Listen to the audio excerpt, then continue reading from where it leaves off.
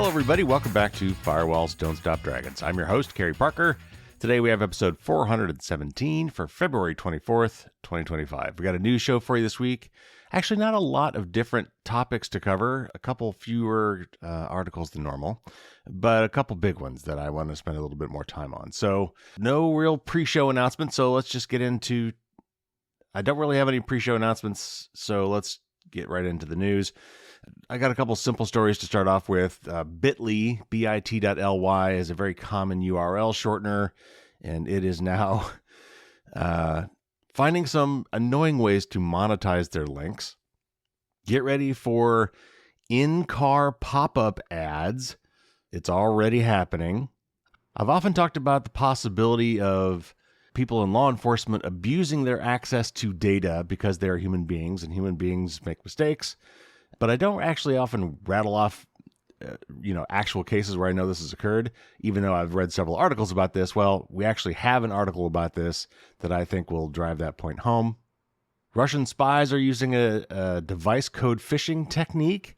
These are much more targeted attacks, but it is still something that I think is interesting to point out and for us to be aware of, because just because they're being targeted at high-value Russian spy targets doesn't mean it couldn't be you and I tomorrow.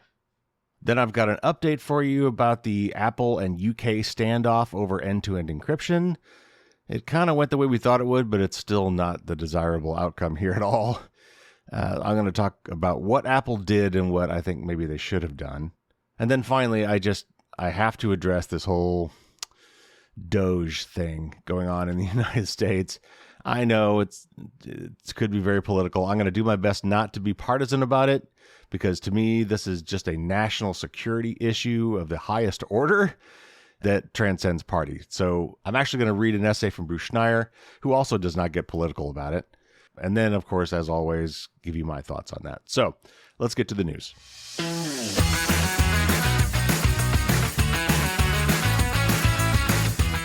All right, first up, this is from a website I'd never heard of before. Somebody sent this to me, tdm.co. Never heard of them.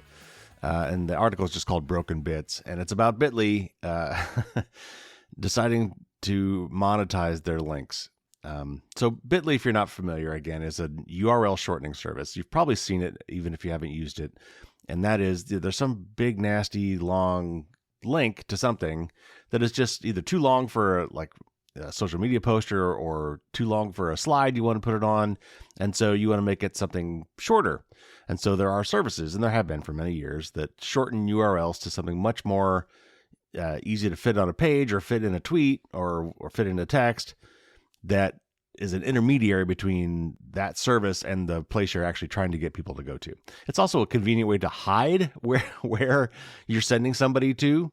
It has definitely been used by scammers and such, but it does have its uses. It's easy to use. And some of these services actually let you choose what you want the link to go to, so you can kind of create a custom short URL. Anyway, they have decided to enshittify their service. And I'm sorry if you don't like that word, but that is the term of art we have now all adopted for when this exact thing happens. So let me read this article. Bit.ly, the link shortening service used by millions, decides it's going to drop an ad between you and your link. Don't like it? It'll cost you. If you were on Twitter in the early 2010s, you used it to save links. So did I. It was an important service, and one that nearly got disrupted by the overthrow of a dictator. Okay, sorry, this is a very snarky thing. It also has a useful utility. If a link was particularly long and gnarly, say it has a load-bearing selection of URL modifiers, a shortened link is a great way to keep the thing together so it doesn't fall apart. However, taking your eye off the ball highlights how enshittification can sneak under the radar. Recently, the company announced a surprising change to its terms of service, also in a random email that it would be making a change affecting free users. And here are the key parts. It says, "We are making some adjustments to our terms of service and privacy policy that will affect you as a user of Bit.ly's free plan. Beginning in the next month, when your audience interacts with your Bit.ly links or QR codes, they may see a preview page prior to being directed to the destination URL. The page includes information about the link destination and may include advertising." Other link shorteners did similar things to this long ago. In fact, some of them, it was their model, but Bit.ly doing this is a real shame because its role has long been akin to plumbing, but apparently keeping pipes working doesn't pay very much anymore. Bitly has essentially taken its prime position in the link ecosystem and used it to exploit its customers, particularly those who worry about archival or link rot. And because it's not a spring chicken anymore, it likely has to do it if it wants to stay in business because what it is selling is a decaying commodity. They are carrying around the weight of vintage legacy content, and it can be difficult to maintain long term. After all, how many people are clicking on short Twitter links posted 15 years ago? Essentially, the fault of Bitly's business model is that over time, the storage bill will always increase because there are always more links. And because they were the first to develop the model, their legacy build, which presumably needs constant maintenance, probably costs more than it would if you developed Bitly as a new product. On the latter point, hosting this stuff is actually fairly cheap these days. Self-hosting makes it possible for mere mortals to do things like run link shortening services for a couple of bucks a month, or even free on a home server. And I'm actually going to circle back to that in a minute.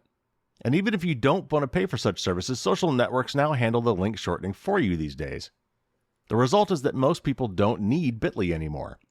But Bitly has a trick to get around this. If you want to export your data to put on a shoebox, I don't know what, that's a weird way of putting that, and avoid spamming your users with ads, you must pay them money for the honor.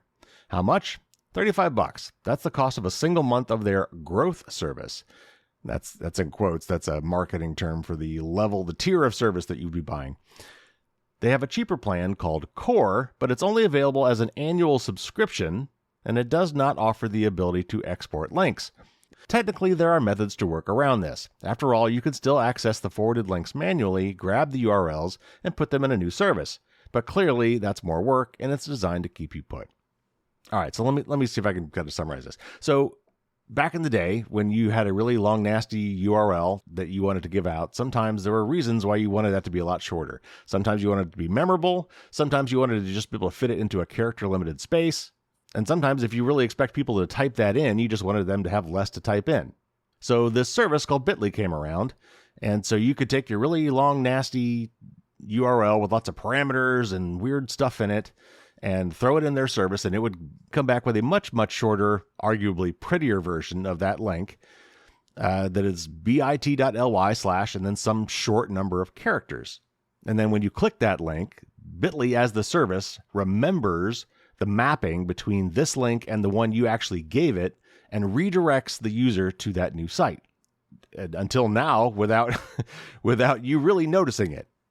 So now what they've done, or what they're about to do, I forget when this is going to go effect, but it's going to happen soon, is their links, and I'm assuming this applies to all the links that they've already created over these last 15 years or whatever this service has been around, because they are still maintaining that. They are still the middleman, redirecting all these people clicking on their links to go to some other site. So they have to remember all those mappings that were ever created and store them on the server so that when somebody clicks on a Bitly link, it remembers all those years ago when someone set it up where it was actually supposed to go.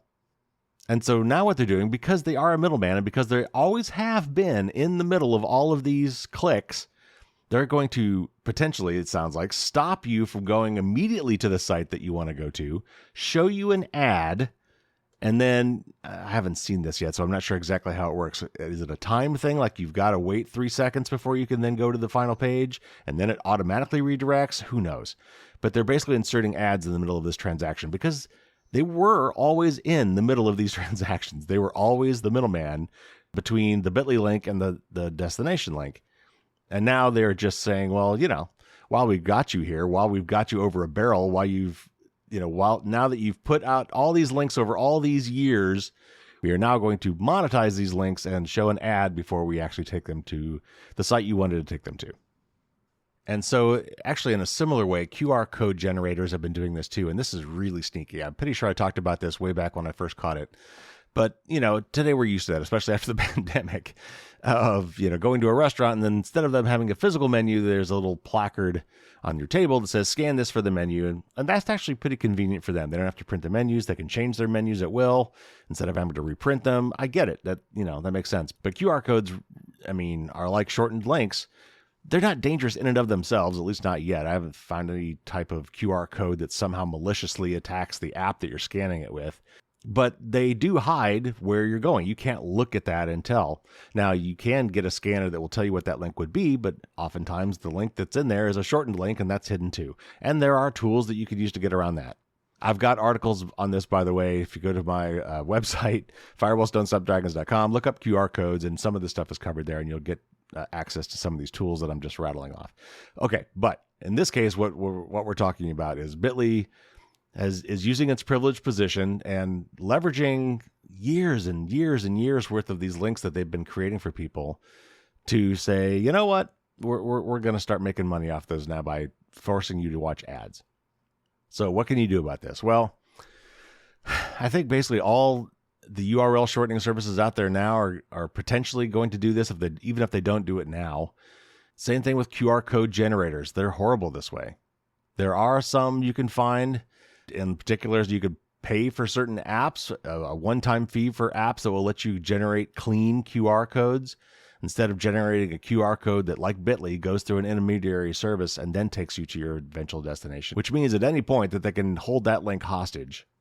But I actually have one that I've created for myself and host myself on a VPS, or a virtual private server, called URLs, and that's YOURLS. It's free. It's open source. Now you have to pay for the online computer, basically a cloud server that you run. You can do that for about $5 a month, actually, if you really wanted to. And certainly to host something as simple as this, you could do that. And there's a lot of instructions for how to set this up on the web. It makes it pretty straightforward with a little bit of tech savvy. So when I send you to any of the ones that I own, because I bought the domain fdsd.me, which is short for Firewalls Don't Stop Dragons. So if you go to like fdsd.me/book or fdsd.me/podcast or /blog/support, these are all ones that I've created, these custom URLs that link to longer URLs that are harder to remember and or type. Okay, so anyway, the bottom line really with this story is that we need to be careful when we're using services like this that are quote-unquote free, especially if the mechanism by which they work means that they are going to be forever involved as a middleman in that transaction, because that means at any time they could hold you hostage or your information hostage and change the deal. As Cory Doctorow likes to say, it's the Darth Vader terms of service. You know, I am altering the deal. Pray I don't alter it any further. So short of making your own URLs server that you host yourself and maintain yourself, if you're going to do this for links that you want to last a long time and continue to work for many, many years, that's probably the best way to go, the safest way to go, certainly. But if you just want something really quick, just to shorten a link for some short period of time, there's another one that I've heard of through friends of mine called Cuttit, KUTT.IT. You do have to sign up for at least a free account to use it, but apparently right now it works and it's okay. But let me make one more point on this topic, and that is that when you post a link in social media, you know, on Facebook or Instagram or Twitter or what have you, a lot of those companies have their own built-in URL shorteners. Like, for example, Twitter's is t.co. And there's a couple reasons they do that. First of all, to make the links that show up in those tweets a fixed length, because at least some of them have a character count limit, but also because that inserts them in the middle of all those clicks. And now they can use those links to do things like analytics and keep track of who clicked what, because again, they're a middleman. All right, moving on. This next story is from techstory.in, which I doubt I've ever quoted before. Somebody must have forwarded this to me. But it's about a company called Stellantis, which you'd think you would know because apparently it's the parent company of Jeep, Dodge, and Chrysler and Ram. Anyway, I wasn't familiar with the term, but maybe I should have been. Anyway, Stellantis, who owns these car companies now, is experimenting with pop-up ads in vehicles, sparking outrage. Yes, indeed. Okay, so the article says, car technology is supposed to make driving safer, smoother, and more enjoyable. But Stellantis, the parent company of Jeep, Dodge, Chrysler, and Ram, seems to have taken a different approach, one that prioritizes ad revenue over user experience. In a move that has left drivers both frustrated and bewildered, Stellantis has introduced full-screen pop-up ads on its infotainment systems. Specifically, Jeep owners have reported being bombarded with advertisements for Mopar's extended warranty service. The kicker? These ads appear every time the vehicle comes to a stop. Imagine pulling up to a red light, checking your GPS for directions, and suddenly the entire screen is hijacked by an ad. That's the reality for some Stellantis owners. Instead of seamless functionality, drivers are now forced to manually close out ads just to access basic vehicle functions. One Jeep 4xe owner recently shared their frustration on an online forum, detailing how these pop-ups disrupt their driving experience. Stellantis, responding through their Jeep Cares representative, confirmed that these ads are part of the contractual agreement with SiriusXM and suggested that users simply tap the X to dismiss them. While the company claims to be working on reducing the frequency of these interruptions, the damage to customer trust may have already been done. The automotive industry is heading into murky waters with the increasing push towards subscription-based features. BMW tried charging for heated seats. Mercedes locked performance boosts behind a paywall. And now Stellantis has decided to monetize its infotainment screens with the intrusive advertising. And let me just stop real quick. I'm not sure about the Mercedes reference, but that sounds like a Tesla thing where you buy the car. It can do all these things, but if you want to unlock certain features that are built in but stopped by a software mechanism, you have to pay the money, at which point they unlock them via software, things you already have the capability to do, and is already in the car waiting to be used, but you haven't paid for them yet, so they haven't unlocked them for you. And then the BMW thing is BMW tried selling cars with a subscription model so that you had to subscribe to a service in order to use the heated seats that come with your vehicle. So yes, this new advertising thing and all these other subscription things are all of a kind. And I'm sorry to keep using this word if you don't like it, but again, it's just enshittification. They have trapped you. They've got you where they want you. You're over a barrel, and now they're going to extract more money from you. It's a trend that consumers are growing increasingly tired of. New vehicles already come with a hefty price tag, averaging $48,700 in 2024, so the expectation is that premium pricing should come with premium experience, not one riddled with ads and additional fees. Instead of making customers feel like valued buyers, automakers are making them feel like they're merely users in an ad-supported ecosystem. The off-roading community has always been passionate about modifying their vehicles, but no one expected that blocking ads would become a must-have Jeep upgrade. Some tech-savvy drivers are already exploring ways to disable these pop-ups permanently, with discussions surfacing about potential software hacks or third-party solutions to remove intrusive in-car advertising. This frustration isn't limited to Jeep owners. The broader automotive industry is taking notice. If Stellantis continues down this path, they may inadvertently push their loyal customer base towards competitors. After all, when people buy a vehicle, they expect to own it, not to be treated like a captive audience for targeted marketing. With Jeep's sales already struggling in North America due to quality control concerns and shifting consumer preferences, the introduction of infotainment ads feels like a risky gamble. Instead of enhancing the ownership experience, Stellantis seems to be alienating its customers. If automakers continue prioritizing profit-driven features over user satisfaction, they might soon find themselves losing customers to brands that actually listen. Because at the end of the day, nobody wants to pay nearly $50,000 for a vehicle that doubles as a digital billboard. So we actually talked about, I think it was a Ford patent application for doing ads in cars. This is the real deal. This is actually now happening. And, we should honestly, this doesn't surprise me. It disappoints me to no end, but it does not surprise me. This is where we are today. This is just ridiculous. And I just want to make a broader point, and this is a rant that I've had on social media, but I want the right not to be advertised to.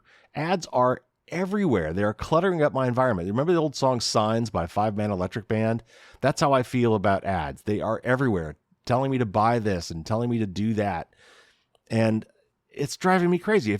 I have an EV now, so I don't go to pumps anymore. But when I go to the gas station and they start playing video ads at the pump because they know I'm standing there with my hand on the handle, I can't leave. So perfect time to advertise to somebody. And by the way, there is a way to shut those off, or at least mute them. If you start pushing all the buttons on the right-hand side next to that screen, it changes depending on which pump you're using, but one of those will mute the audio, just FYI. But I remember also seeing like on the back of the pump handle, like the plastic around the metal hose was expanded to give it room to put a placard with an advertisement on the back of the handle. I want to encourage you to do some advertising mindfulness as you're going about your day, and just stop and take a mental picture and look around you and just look at all the different places where you are being advertised to. It is ridiculous. And just like pop-up ads in browsers and pop-up windows and videos, They're always trying to get your attention and putting it where you're looking. And in this case, can you imagine? I can't even imagine. If my car started doing this, I would be looking for a new vehicle immediately. Or actually, I would probably try to find some way to hack the vehicle to stop showing me ads. But if I couldn't figure that out, I would probably be looking for a new vehicle and complaining very loudly to anybody who would listen about my dissatisfaction with my current car. All right, now we've got a rather long-ish article from Ars Technica. And these next few articles are a little bit longer, and I'm going to have a little bit more to say. So I wanted to save up some time for this. And again, I've talked to you in the past about, well, we want to trust law enforcement and intelligence agencies and certain government agencies with some of this information so they can stop crime. But it turns out that people are people. And even if you are in law enforcement, it can be very tempting to use these same tools for personal stuff too. And this article brings this into stark relief. Okay, again, from Ars Technica. In 2019, Haley Olson's life in Grant County, Oregon was upended when people in town appeared to know about private nude photos that Olson kept on her phone. Worse, some of the people appeared to have seen and shared the photos. The incidents all had some relationship to the local sheriff's department where Olson was dating one of the deputies. In July, for instance, a stranger in a sheriff's office uniform approached her to say that he had, quote, heard there's some pretty smoking pictures of you going around the sheriff's office, unquote. Someone else saw a married couple, both of whom worked for the sheriff's office, looking at Olson's photos on the husband's phone. Other people approached Olson with knowledge of her recent out-of-state arrest. One person called her, quote, the drug dealer that likes to F cops, unquote. What was going on? Olson had recently taken a trip out of state. In Oregon, she ran a marijuana dispensary, which was legal there. But on her trip in January, she was stopped by Idaho State Police and arrested for marijuana possession. As part of that arrest, the Idaho State Police wanted to search her cell phone, and they asked her if she would sign an Idaho State Police voluntary consent to search. She agreed, and the Idaho Police made a complete image of her cell phone. The Idaho charges against Olson were later dropped. Even though she was not prosecuted in Idaho and had committed no illegal activity in Oregon, she came to suspect that her cell phone image had somehow been shared across state lines and given to her local sheriff's office. Olson filed a public records request with Grant County, trying to figure out who had her data and who had been talking about it. She received a reply that same day from Jim Carpenter, who was then the Grant County attorney and county prosecutor. Carpenter explained that Glenn Palmer, the Grant County sheriff, had asked Carpenter to obtain, if possible, a copy of the cell phone image from the Idaho State Police. Palmer claimed to be concerned that the deputy whom Olson was dating might somehow be implicated in illegal activity depicted on her phone. Palmer had first tried to obtain this directly from the Idaho trooper in charge of the case and was told no, which is when he reached out to Carpenter. How Palmer even learned about the arrest is unclear, but Olson had told the Idaho police she was dating a sheriff's deputy in Oregon. Somehow, word spread back to the department in Grant County. So Carpenter requested the cell phone image from the Idaho prosecutor in charge of Olson's case. In his request letter, Carpenter said that the image, quote, will be used only for internal purposes and will not be disseminated to any other agencies or third parties, unquote. But when Carpenter received the image in the mail on a flash drive, he reached out to 2 outside agencies to look through Olson's data. Given that no actual crime in Oregon was being investigated, both agencies said no. And a court later noted that these actions contradicted Carpenter's letter to the Idaho prosecutor. Carpenter decided to look through the image himself using tools from the digital forensics company Cellebrite, which I've mentioned in the show many times before. The image contained nude photos of both Olson and the deputy she was dating, but no activity that was criminal in Oregon. Carpenter wrote Palmer a letter making this clear, though nothing about the situation really was clear.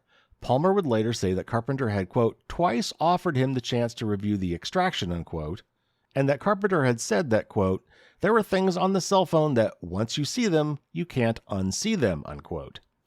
Carpenter, for his part, insisted that he was never willing to give the flash drive to Palmer or to show him its contents.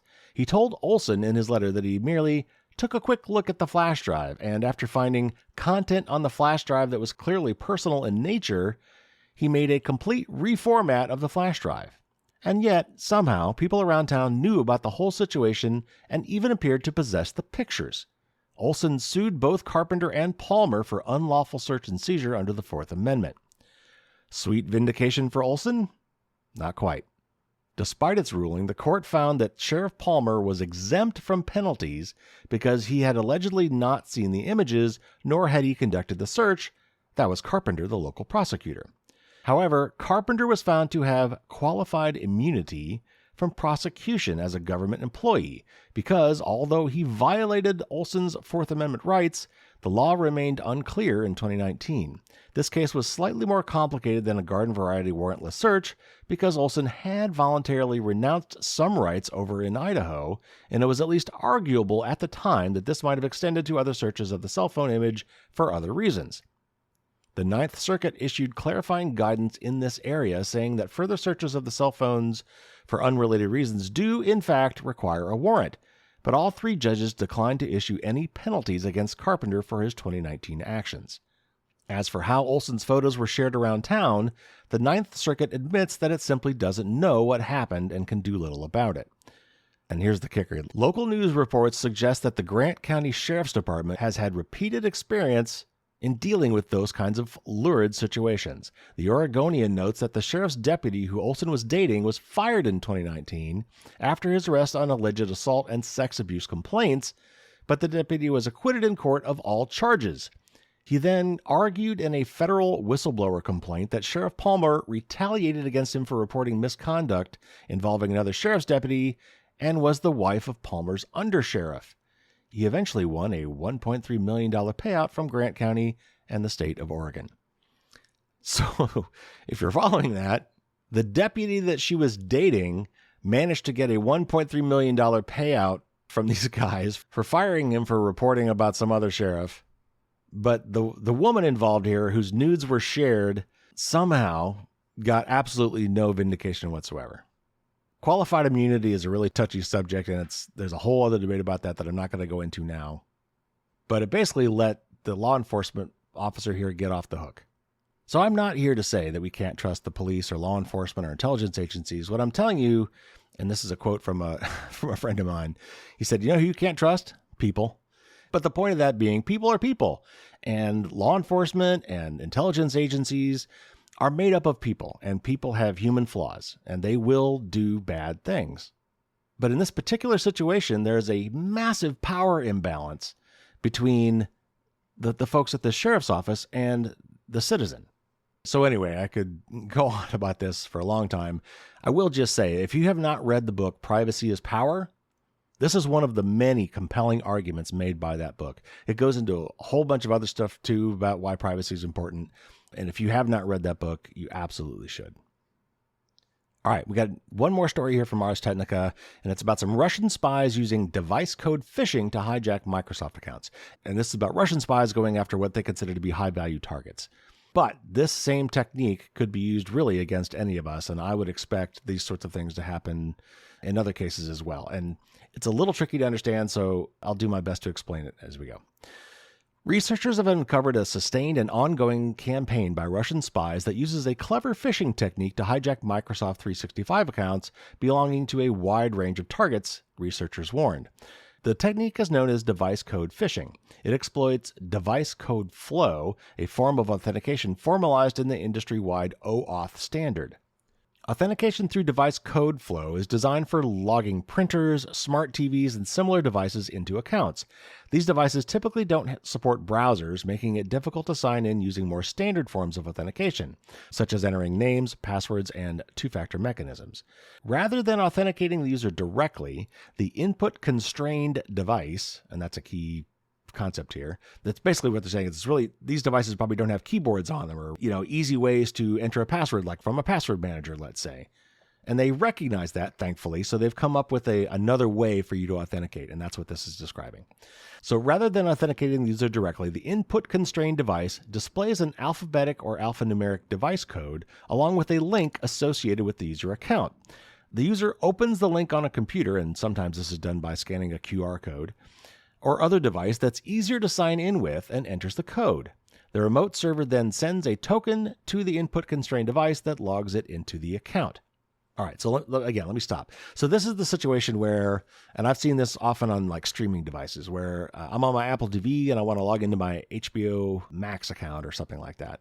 And so instead of me having to, type in somehow with my little mouse with up, down, left, right arrows on a little virtual keyboard on the screen to try to type in some crazy password, instead what they do is they pop up a QR code, says go to the site, enter this code, and that's probably a randomly generated code, usually a set of numbers or letters and numbers. Enter this code when you go in there and sign in on the website, like on your phone or on your computer. And then behind the scenes, what they're doing is, okay, since you went to this special link and entered this special code, I know that this person is trying to log into that device. So through the cloud, behind the scenes, it sends a token to my Apple TV saying, yes, this person just gave me a valid password. This person is good to go. Consider them to be logged in. That's the device code flow that we're talking about here. So this device authorization relies on two paths. One from the app or code running on the input-constrained device seeking permission to log in, and the other from the browser of the device the user normally uses for signing in. Advisories from both security firm Volexity and Microsoft are warning that threat actors working on behalf of the Russian government have been abusing this flow since at least last August to take over Microsoft 365 accounts. The threat actors masquerade as trusted, high-ranking officials and initiate conversations with a targeted user on a messenger app such as Signal, WhatsApp, and Microsoft Teams. Organizations impersonated include the United States Department of State, the Ukrainian Ministry of Defense, the European Union Parliament, and prominent research institutions. After building a rapport, the attackers asked the user to join a Microsoft Teams meeting, give access to applications and data as an external Microsoft 365 user, or join a chat room on a secure chat application. The request includes a link to join the meeting and an access code, which the threat actor generated using a device they control. And it gives a little example here. It looks like a standard meeting invite. It says Microsoft Teams, join the meeting, which is a clickable link. And then here's your meeting ID and some other ID. And then when the target visits the link with the browser authorized to access the Microsoft 365 account and enters the code, the attacker device gains access that will last as long as the authentication tokens remain valid. All right, one last paragraph, and then I'll try to circle back again and explain this. The effectiveness of the attack is, in large part, the result of the ambiguity in the user interface of the device code authorization process. That means it's important for people to pay close attention to links and the pages they lead to. Microsoft Azure prompts users to confirm they're signing into the app they expect. People should look for it and be suspicious of messages where this option is missing. Okay, here's what I think is going on here. There is a device that has the opportunity to log into a Microsoft account. And the bad guys get a hold of such a device and they say, I want to log in as Carrie, but I'm not Carrie and I don't have Carrie's password. So I'm going to target Carrie with some sort of a social engineering phishing attack where I'm going to get into a conversation with Carrie and say, hey, join me at this meeting here. Click this link and enter this code.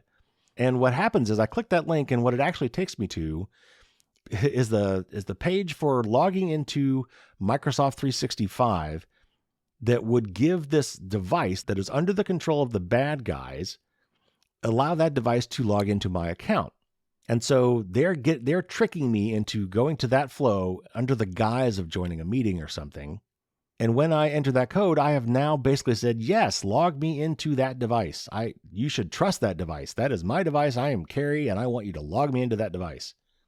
But the bad guys control that device, and they are actually capturing the authorization tokens that are given to that device. And they could then actually use that device as me if they wanted to. But what they really want is they want those authorization tokens because now they can use those to actually get into my Microsoft 365 account.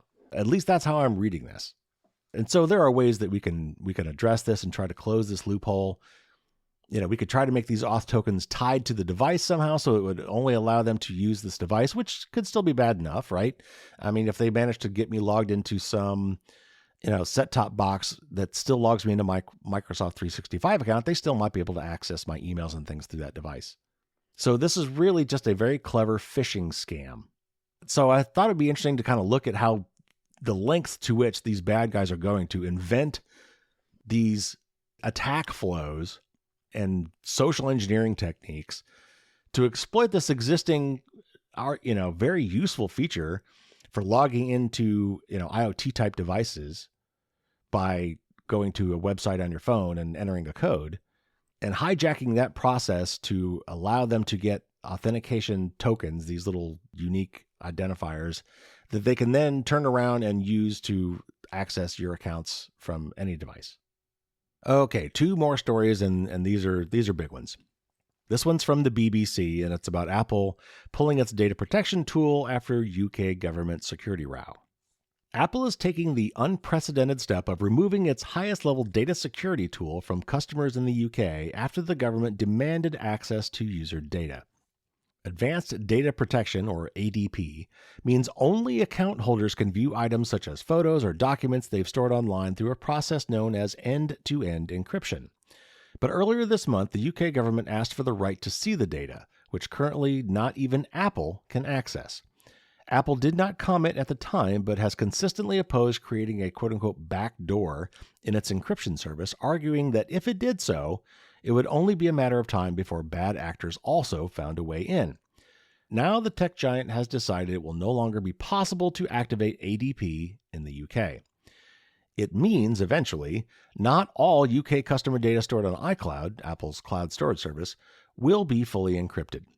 Data with standard encryption is accessible by Apple and shared with law enforcement if they have a warrant. The Home Office told the BBC, quote, "We do not comment on operational matters, including, for example, confirming or denying the existence of any such notices," unquote. In a statement, Apple said it was, quote-unquote, gravely disappointed that the security feature would no longer be available to British customers. And it also says, quote, "As we have said many times before, we have never built a backdoor or master key to any of our products, and we never will," unquote. The ADP service is opt-in, meaning people have to sign in to get the protection it provides. And as of last Friday, any Apple user in the UK attempting to turn it on has been met with an error message. And it shows a clip here, and it says, "Advanced Data Protection, Apple can no longer offer advanced data protection in the United Kingdom to new users." And then the article goes on. "Existing users' access will be disabled at a later date. It is not known how many people have signed up for ADP since it became available to British Apple customers in December of 2022. Professor Alan Woodward, a cybersecurity expert at Surrey University, said it was a very disappointing development which amounted to an act of self-harm by the government. And quoting Alan here, quote, "All the UK government has achieved is to weaken online security and privacy for UK-based users," unquote. And he added that it was naive of the UK to, quote, "think they can tell a US technology company what to do globally," unquote. And just to stop really quick, just to recap from what I said 2 weeks ago, this was a order from the UK government, a secret order that was not supposed to be made public, but somehow was leaked, basically demanding that Apple weaken its advanced data protection scheme to not be end-to-end encrypted, to allow Apple to access it and therefore allow the UK government to access any user's data. And when I say any users, this wasn't even just a request for people in the UK. This was a request to be able to access any of Apple's users globally. All right, back to the article. Online privacy expert Carol Robson said she believed it was unprecedented for a company to simply withdraw a product rather than cooperate with the government. And I don't think it's really unprecedented. I think it's happened in a few cases before for sure. LavaBit was a classic example. Anyway. Meanwhile, Bruce Daisley, a former senior executive at X, then known as Twitter, told BBC Radio 4's PM program, quote, "Apple saw this as a point of principle. If they were going to concede this to the UK, then every other government around the world would want this," unquote. The request was served by the Home Office under the Investigatory Powers Act, the IPA, which compels firms to provide information to law enforcement agencies. Apple would not comment on the notice, and the Home Office refused to either confirm or deny its existence. But the BBC and the Washington Post spoke to a number of sources familiar with the matter. It provoked a fierce backlash from privacy campaigners who called it an unprecedented attack on the private data of individuals. Last week, Will Cathcart, head of WhatsApp, responded to a post on X expressing his concerns about the government's request, and he wrote, quote, "If the UK forces a global backdoor into Apple's security, it will make everyone in every country less safe. One country's secret order risks putting all of us in danger, and it should be stopped," unquote. 2 senior U.S. politicians said it was so serious a threat to American national security that the U.S. government should reevaluate its intelligence sharing agreements with the UK unless it was withdrawn. That's a really big deal, if they do it. It's not clear that Apple's actions will fully address those concerns, as the IPA order applies worldwide and ADP will continue to operate in other countries. One of those U.S. politicians, Senator Ron Wyden, told BBC News that Apple withdrawing end-to-end encrypted backups from the UK, quote, creates a dangerous precedent which authoritarian countries will surely follow, unquote. Senator Wyden believes the move will not be enough for the UK to drop its demands, which would seriously threaten the privacy of U.S. users. And a final quote from Apple, quote, enhancing the security of cloud storage with end-to-end encryption is more urgent than ever before. Apple remains committed to offering our users the highest level of security for their personal data and are hopeful we will be able to do so in the future in the UK, unquote. Okay, so first of all, I wanted to note that this basically rolls the clock back in the UK to 2 years ago when ADP was first offered. Before advanced data protection, there were still several things that were end-to-end encrypted on Apple services. For example, Apple Messages are end-to-end encrypted. They were then, they are now in the UK. FaceTime video chats are still fully end-to-end encrypted. Sharing and synchronizing your passwords and your health data through iCloud, that is still, to my understanding, still end-to-end encrypted. Apple Pay, your cards and transactions, that is still end-to-end encrypted. This is my understanding, because these are all things that were encrypted prior to ADP, Advanced Data Protection. So my understanding is that so far anyway, all Apple has done is they are removing support for that new feature, which was introduced 2 years ago-ish. They're removing that feature from UK users of Apple's products. Currently, nobody can turn it on now if they didn't have it on before, and somehow, some way, in the coming days or weeks, Apple will find some way to disable this feature for people who had already enabled this feature. I would actually be very curious to know how many people enabled this feature, because it's a little tricky to do, especially if you have any old Apple devices that don't support it. All your devices must be able to support it, and it must work on all your devices or you can't do it at all. And I bet a lot of people, honestly, don't even know that it exists. I'd be very interested to know what percentage of Apple's users have actually enabled this feature. I mean, I have, and hopefully some of you have, because I've been talking about this feature on the podcast since it came out. And I would absolutely tell you to turn this on if you are able to do so. But I'm betting this actually doesn't affect a lot of people. Nevertheless, it's horrible, and it's something that the governments are just not getting it. They're not understanding how this stuff works and how end-to-end encryption helps all of us. Yes, crime is bad. Yes, people do bad things using their devices. Yes, they store data on these devices that could incriminate them. But there are other ways to fight crime besides basically opening up everybody's communications to all of law enforcement. Now, a lot of people are arguing that Apple did not go far enough here. And I think there is some merit to that. I've really struggled with this. But for example, a lot of people said, you know what, Apple should just pull out of the UK entirely. So my first question to that is, okay, what does that actually mean? Like, play that out. How does that work? Does everybody's Apple products stop working? No, probably not. Do they just disable access to iCloud services? Maybe. But I mean, Apple would basically be, screwing over all the people who in the UK who ever bought an Apple product if all of a sudden these devices just stopped working. And this would be a protest. This would be a way to tell the UK government, look, we're not screwing around here. We believe in privacy so much that we are willing to forego the entire UK market if necessary to not compromise our principles. So that is something that people have said they should do. I think it's a lot more complicated than that.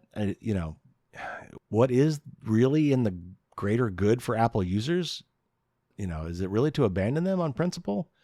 I mean, I suppose you could try to do it in a way that the devices would still work and some features just wouldn't. I don't know. It's really messy. And then, of course, Apple is a publicly traded company with shareholders. This would probably negatively impact the stock value. And ultimately, Tim Cook, the CEO of Apple, if he were to make this decision, would be subject to the votes of the shareholders. And he could just lose his job and they'd replace him with somebody who would turn it back on. But you could definitely argue, and I think there's something to be said for the fact that he could at least try that, just to stand on principle and to make a point. It's really ugly, it's really messy, and it's a horrible situation both for UK users and, I don't want to play a tiny violin here for Apple, but it puts them in a really hard position too. Obviously, they're a big company that makes lots of money, but this could easily turn into multiple other major countries trying to do the same thing. Is Apple going to pull out of Australia? Is Apple going to pull out of Canada and the US?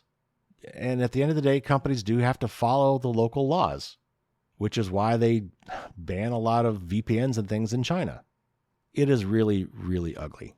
And I'm not sure that there are really any good answers here.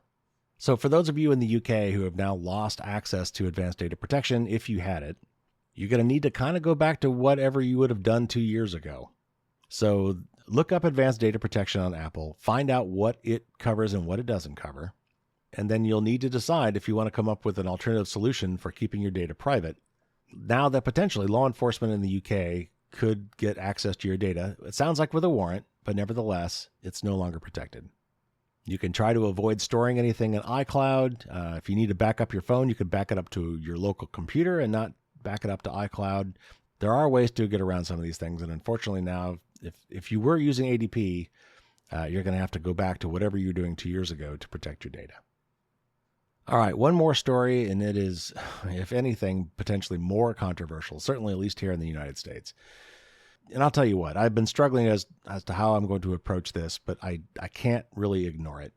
I try not to be partisan on this show. I don't like alienating people with politics because I think this stuff is too important for that. Privacy and security transcend politics as far as I'm concerned. But there's some really crazy stuff going on right now in the United States under the new administration, and particularly with Elon Musk's Department of Government Efficiency, or DOGE. And while I absolutely agree that we should reduce waste and fraud in the government, and that it absolutely does exist because it's made up of people and people are not efficient. So anyway, Bruce Schneier wrote a really good essay on this that I don't think is political at all, and makes some really important points. And this is more at a forest level. This is the stuff that, whether you're upset about cutting employees for this or that organization and how smart that is, this is even higher level than that.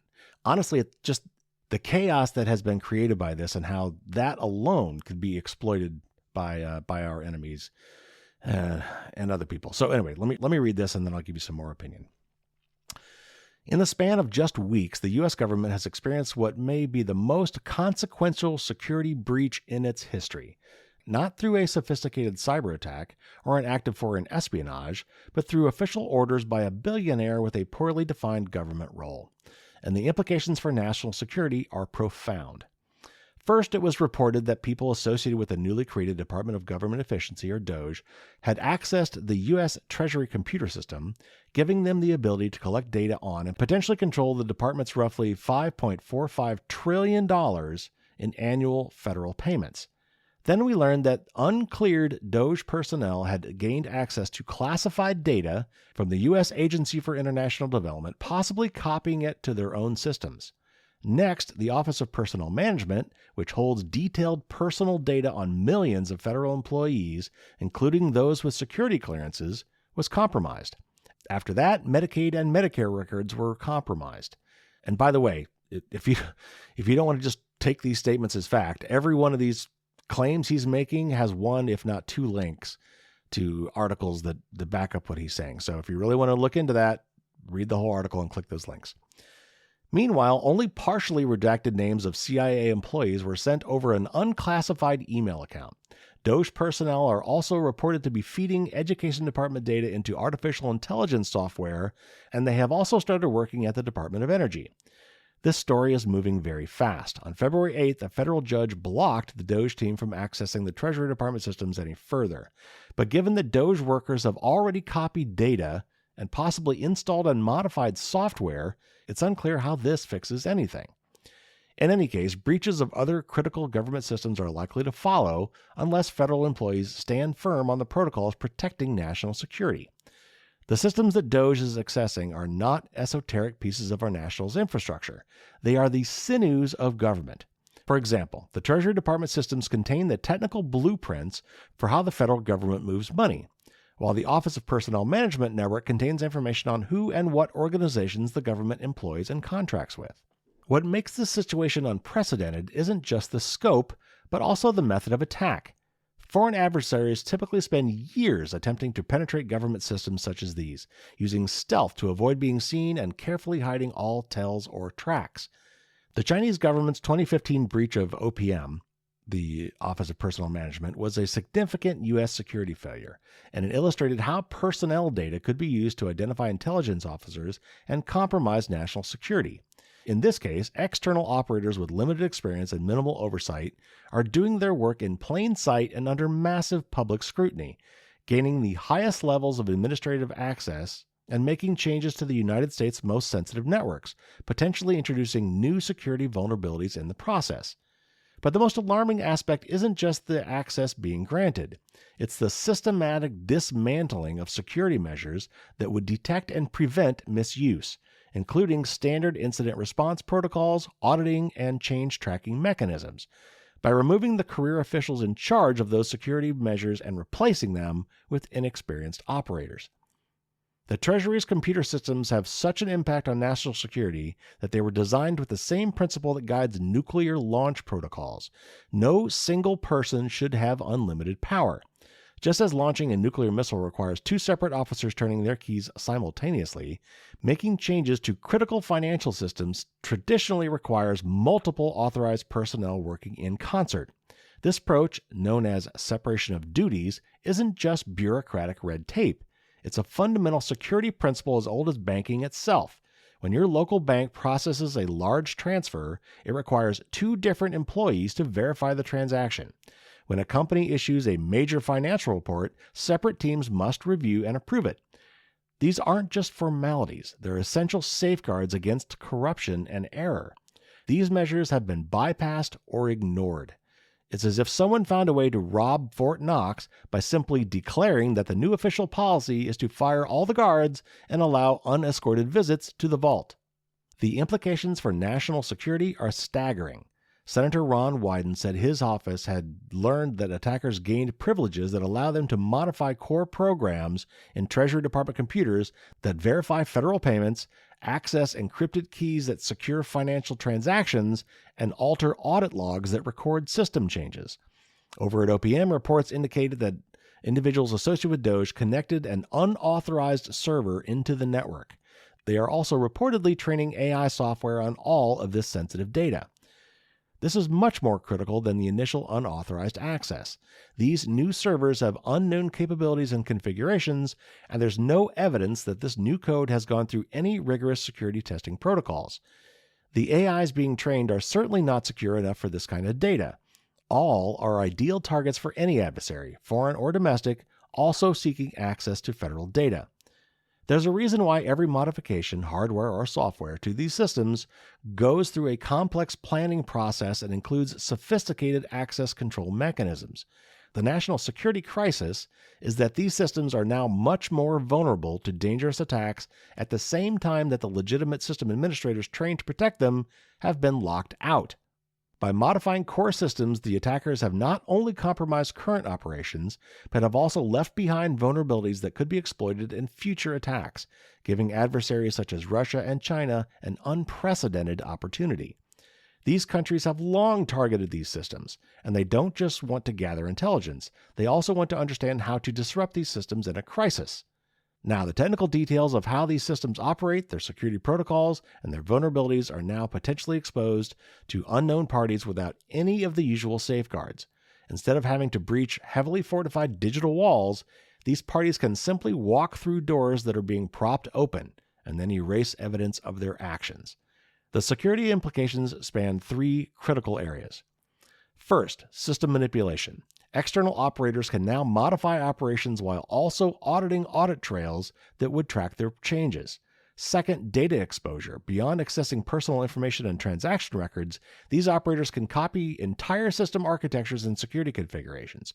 In one case, the technical blueprint of the country's federal payment infrastructure. Third, and most critically, is the issue of system control.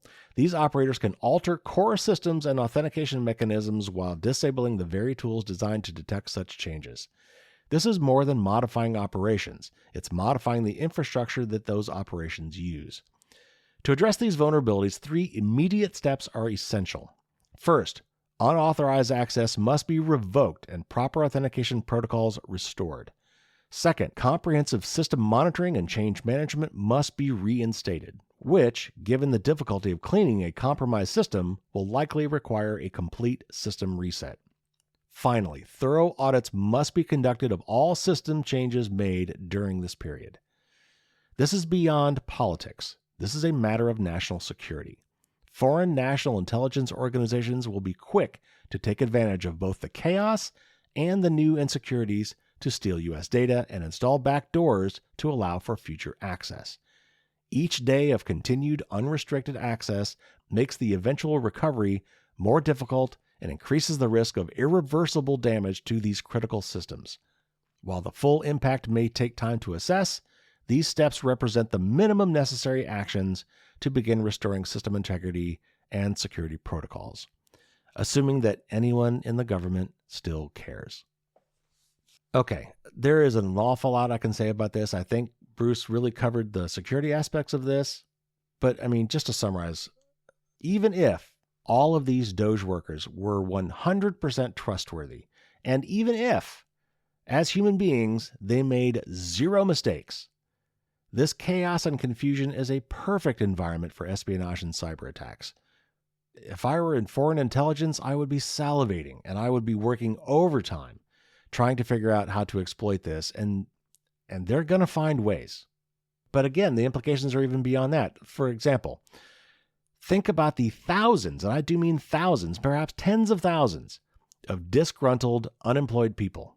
All these people that they are firing willy-nilly, or offering, retirement packages to or whatever, screwing these people over. They are all prime targets for for espionage purposes, or just straight out bribing. These are disgruntled people that know a lot of stuff. And in the end, there are going to be mistakes made. There are security protocols and processes in place. Yes, this is red tape. Yes, it can be inefficient, but it's there for a reason. And these systems that they're getting into can be exploited for horrible reasons. And we are enabling some of probably the most egregious spying, theft, and malicious hacking right now. And who knows when it's going to happen or how bad it's going to be, but it's going to be horrible. And again, the way Bruce tells it, even if only some of this stuff is true, it could potentially be allowing these people to either inject malicious code, waiting for a future day to exploit, or just extracting a whole bunch of very, very useful data.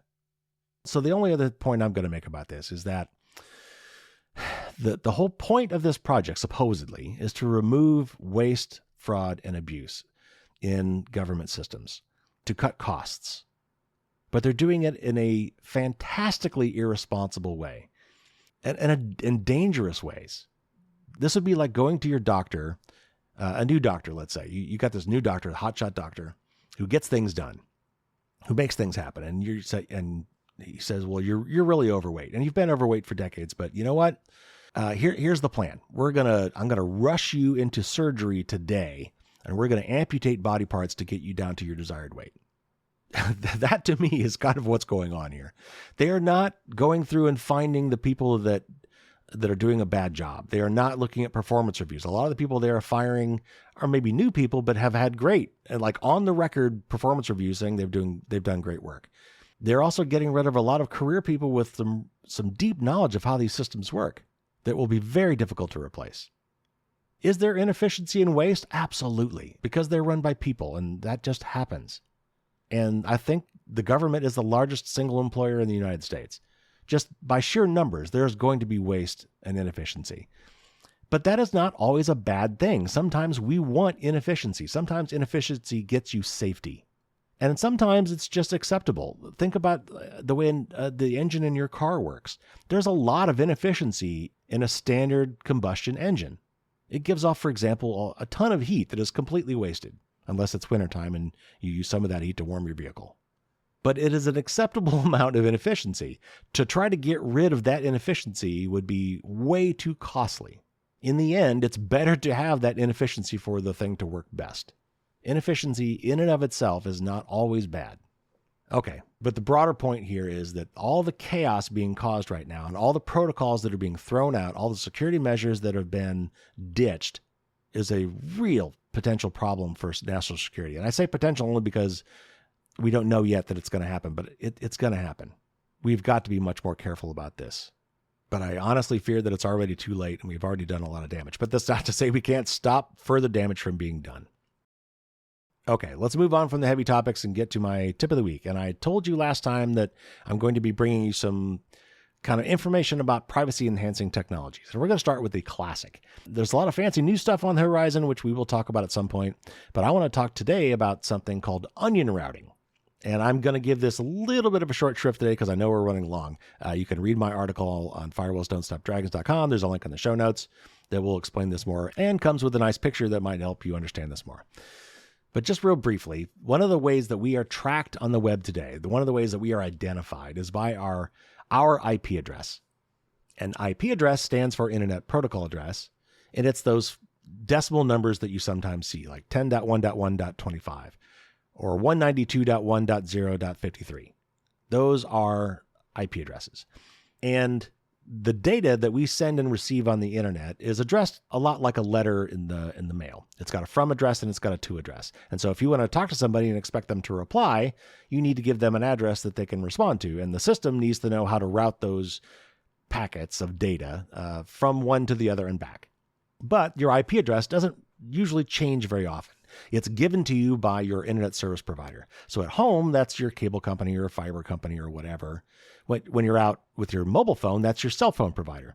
But technically, if you think about it, your ISP is also kind of the Starbucks or the airport or the airplane. Wherever you're getting access to the internet, that first router that you're connecting to is in charge of handing you an IP address to use as your from address whenever you're talking to anything on the internet. So if you want to be anonymous, if you want to not be identified, if you want to not be tracked, you want to try to hide that IP address. VPNs are one way we try to do that. But today we're going to be talking about something called onion routing. And this was actually pioneered in the 90s as a project with the US Navy and with DARPA, the same agency that worked on the internet. And then it was actually released to the public and turned into a project called the Tor project. And Tor at the time stood for the Onion Router, TOR. And now it's just Tor. They've for some reason, dropped the acronym part of it. But here's the basic idea. To mask your IP address, they use encryption to successively wrap each of your requests in layers of encryption with different keys. And those keys are owned by semi-randomly selected nodes in the Tor service network. And you are routing your request through these nodes, which successively remove these layers of encryption as they go until you get to the last node, which removes the last layer of encryption and has the actual request for the actual destination. In the meantime, what has happened is this has obfuscated your original IP address. So I'm going to go through this example once, and then I'm going to only use 2 nodes, whereas Tor actually uses 3. Apple has something called Private Relay, which uses 2 nodes. And that's pretty good. Adding one more node just makes it that much more secure, but it makes it kind of more tedious to try to describe. So we're going to talk about Alice and Bob. Alice wants to send a message to Bob. And in doing so, she wants Bob not to know who sent it. In particular, she doesn't want Bob to see her real IP address. So she uses this onion routing network that knows how to deliver messages privately and mostly anonymously. Anonymously in the sense that it hides the originator's address. So what Alice does is contracts with this onion service who says, okay, for the purposes of communications right now, here are 2 nodes that you should use as intermediaries between you and Bob. And each of these 2 nodes have their own password or key that can be used to encrypt something that only each of those nodes individually could then decrypt. Okay, so Alice now has 2 keys, one for node 1 and one for node 2. So Alice takes the message that she wants to send to Bob, wraps it in a box that is lockable by the key from the second node.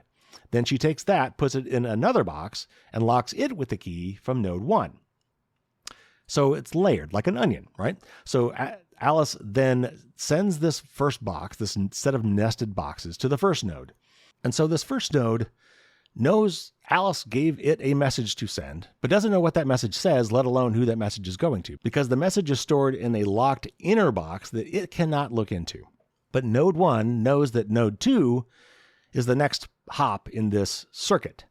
So node 1 takes off the outer wrapper because it has the key to the outer box, opens that up and gets to the inner box. It sees that the inner box needs to go to node 2, but it can't see inside that box. So node 1 hands it to node 2. And node 2 gets this and says, oh, this is my box. This inner box is locked with my key. Let's open it up and see what's inside. So the person at node 2 opens up the box and says, oh, this is a letter to Bob, and I know how to deliver this to Bob. Let me go give this letter to Bob.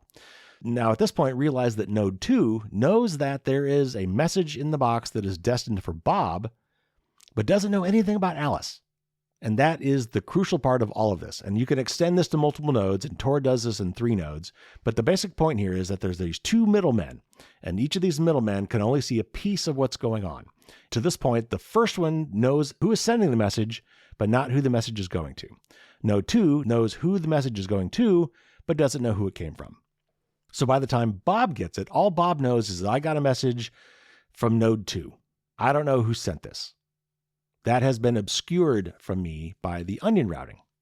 So that's really it in a nutshell. Again, you can look at my website. There's a little bit more explanation for this, including links to other articles if you want to read it. But that is the basics of how onion routing works. So how, let's say you want to use onion routing. This has been around since the 90s, right? Why am I not using this every day? Well, first of all, the Tor network is actually a lot slower, because doing all this encryption in multiple hops actually slows things down considerably. And part of that is because the Tor network is still relatively small, and some of the computers that are running these nodes are not terribly fast. A lot of them are just volunteer computers. Now, Apple's version of this, called Apple Private Relay, is much, much faster. It's not a whole lot slower than just surfing the web, because they use Cloudflare and they use their own servers. So they're much faster. There's many more of them. And it's actually a lot more optimized for speed, whereas the Tor network is much more optimized around anonymity. So again, this is an efficiency trade-off thing. So if you are an Apple user, you can enable Apple Private Relay, but there's at least 2 major caveats to that. First of all, you have to have a paid Apple iCloud Plus account to use it. And I think that starts at 99 cents a month, so that's not expensive. Okay, great. But the other big drawback is that it requires you to use the Safari web browser, and it's only for the Safari web browser. It's not for even Apple apps, I don't think, use Apple Private Relay. It's only for Safari web browsing, which honestly is a shame. I hope that they eventually make this an operating level system thing, that so any app that you're using will use the Private Relay system. Now, the Tor system is actually available to anybody and supported on multiple different platforms. But again, it's much slower, so you're going to definitely notice a slowdown in your speeds. Second, it is possible for your ISP, even though they can't see the contents of what you're sending because it's encrypted, they can, through traffic analysis, say, oh, that's a Tor connection. I can tell that as a Tor connection. And some ISPs, certainly in some repressive regimes, but some ISPs might block that. Like if you try to use this from your work, for example, if you try to use Tor to reach websites from within your company is essentially your ISP at that point, and they may recognize it as Tor traffic and block it for security reasons. Like, right, they don't want you getting around their security protocols to try to get out to servers you're not supposed to get to. And at this point, I should probably bring up that if you've heard of the dark web, and yes, some of the dark web sites are hacking sites, like malicious hacking sites, or places to buy drugs. In fact, famously, the Silk Road was a site where you could go to buy drugs and pay to have people assassinated. So yes, the dark web does have some crime in it, because if you're going to do crime, then you probably don't want people to track what you're doing. So that's a natural way to do that. But there's also a lot of other things that you could do on the dark web that have nothing to do with crime. And these websites are often called onion sites, and they end in an address that is .onion. And they're really gross looking, random, long, gibberish URLs. You have to know them. You'll never guess them. And the way you get to these things, the easiest way to use the Tor network is to download the free Tor browser. It's based on Firefox, and just by virtue of using that browser, you are using Tor and the Tor network.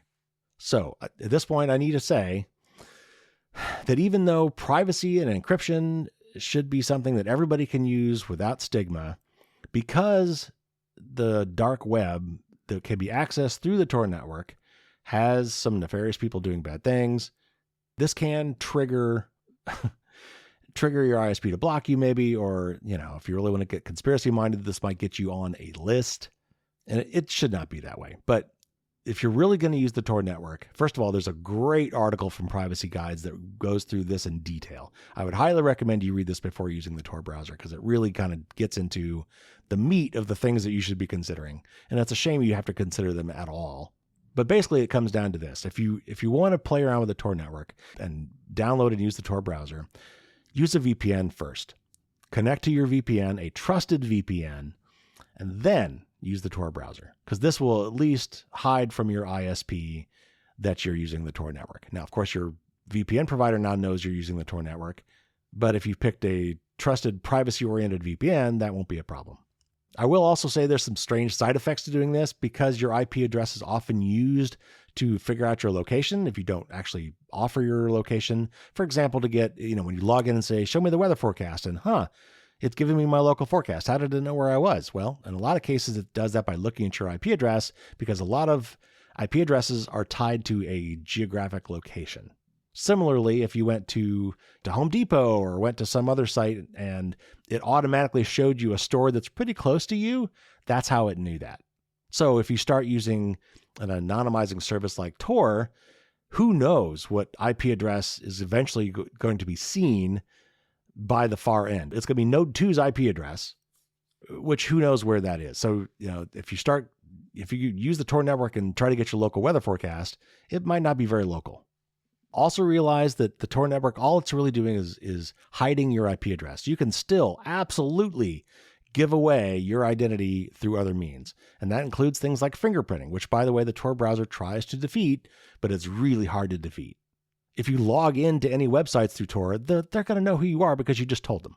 Or you could just screw up and give information about yourself in other ways. It is not perfect. But as a technology, it is really interesting. And I really kind of wish we'd use things like this more often and just be standard, and it shouldn't have a stigma. It should just be the way things work. So there you have it. There is your tip of the week.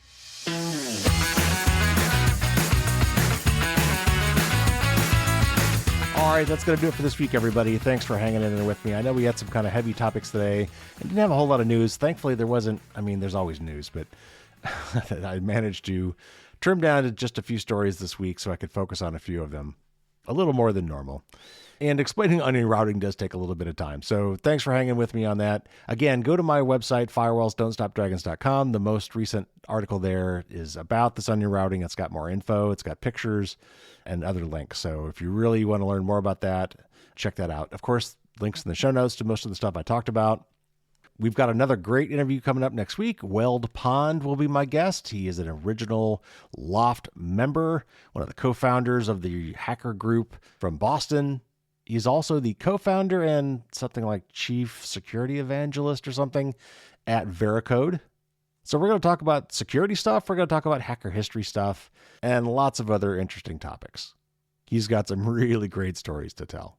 So as always, folks, subscribe and then you won't miss any of that. And I've got so many interviews in the works. As you're listening to it this week, I'm recording 3 different interviews this week alone. And I've got several more on the books and several more in the works. It's really been quite the flurry of interview activity. So I'm telling you, subscribe now, and that way you won't miss any of that stuff. And hey, tell your friends too that this great content is out here. Send them our way so they can enjoy all this wonderful content too. So that'll do it this week. Take care, everybody. Stay safe out there. And until next week, as always, don't get caught with your drawbridge down.